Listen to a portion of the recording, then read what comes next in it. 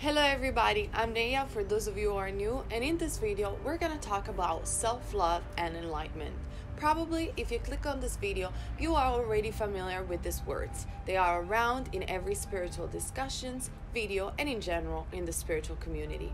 But what does it mean to love yourself? And exactly what does it mean to be enlightened? As usual, instead of looking around thousands of videos and ways to love yourself and things like that, I like to channel my angel guides and to connect directly to my sources so I can understand better when it comes to spiritual topic, and not only that but life in general. A lot of people in the spiritual community are focused in achieving enlightenment, or it's a word that it's spread a lot, the knowing, the realization, and everybody, me included, suggested various times to love yourself. But all of a sudden, working daily with people, I realized that they were making improvements by saying love yourself for a couple of months, sometime a couple of weeks, depends really on the person. But then in the long term, everybody came back to the old patterns. And so they weren't really manifesting what they want. I mean,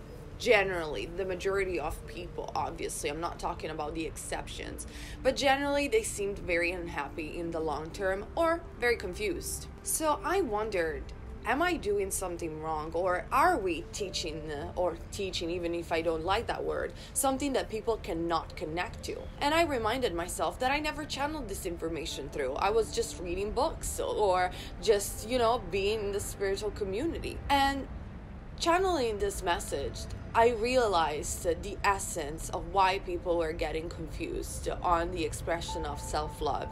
And then we're going to talk about enlightenment, because these two things goes hand in hand. Love and enlightenment can be almost the same thing. So let me read you the message, and then we are discussing further self-love and enlightenment. So here it goes, the message of my angel guides. You get so preoccupied in this earth to do things in a certain way, the right way of living, the right things to do, the right things to have. You focus so much on the outside to the point where you lose touch with the initial spark that brought you here. You create rules, societies, systems to fit in. So one day you will reach what you call happiness. It's funny to see for us that you always have emotions, status, or places to reach. How tiring, my friend, to live a constant life as a seeker, wishing to find what others you think have. How tiring to live a life of disconnection. I am here to tell you to just be. Break this nonsense. You didn't come here to self-love, self-medicate, self. That's not you. The self is the limited perception of you. Playing this endless game, you came here as a being, beyond rules and limitation of any kind. A being just is not trapped in a thought process, simply is. And this process is what is causing to yourself the never-ending thought process. But if you could stop simply for 1 second, stop wondering what to do, you will feel that you are. You will feel in a place where there is no space and time, the whole. Love is neither a way to impose on the self or to others. Love is an experience that permeates the entire cosmos, and the only way to experience love is connection. Connection to your inner being, to source, and to the souls around you. Become light again. Become who you are. Love. And love will find you. This message, I think it's very interesting and can be misinterpreted at the same time. While I was reading it a couple of times, why I'm saying this.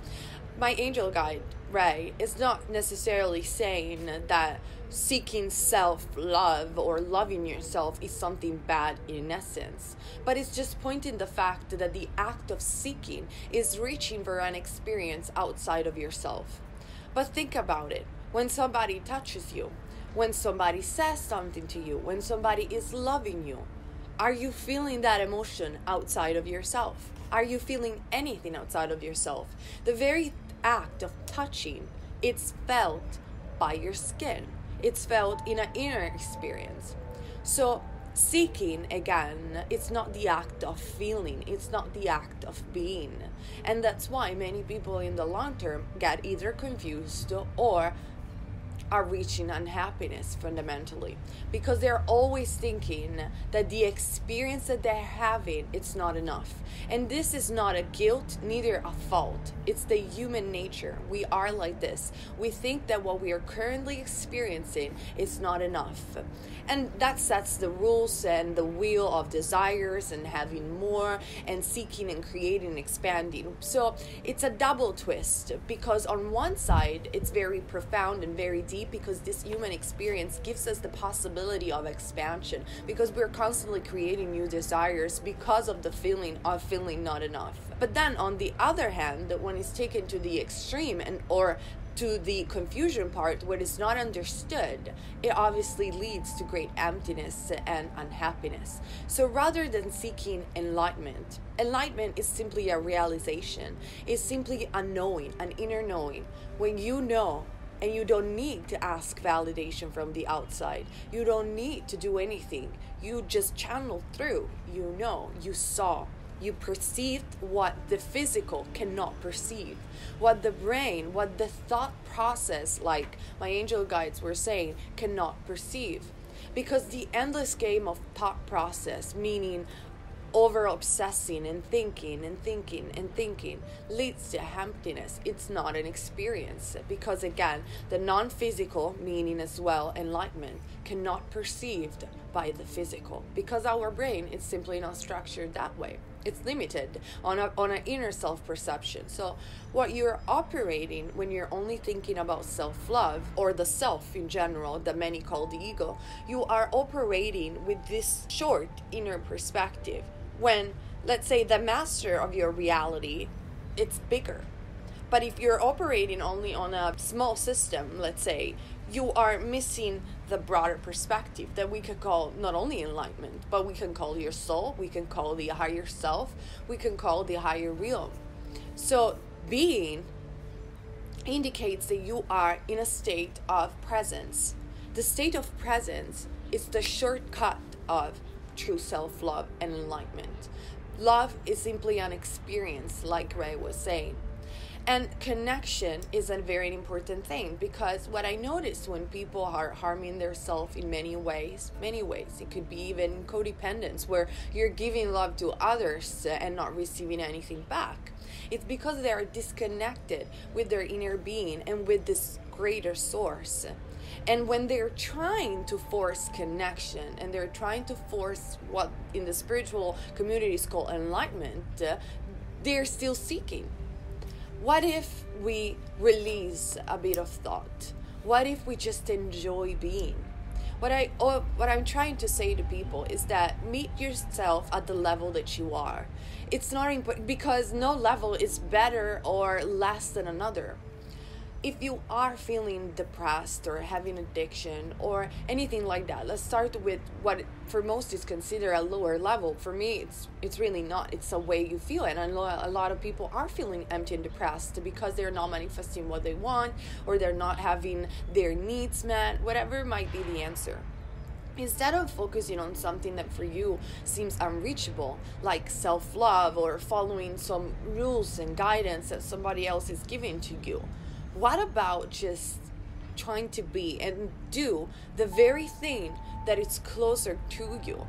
When I was in a state of great depression, for me, waking up from my bed and doing things like reading up some books that will make me joyful for a couple of minutes, or even watching a TV show or a movie that made me joyful in that split second that I was seeing it, was enough for me.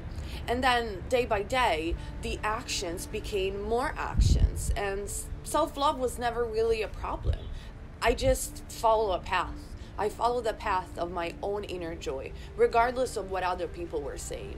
I stopped seeking outside of myself, we can say, what people wanted me to be, what was the right thing to do, the wrong thing to do, the spiritual way of doing things, and what this guru was saying, or what the law of attraction manifestation rules were all about, or whatever it was at that time.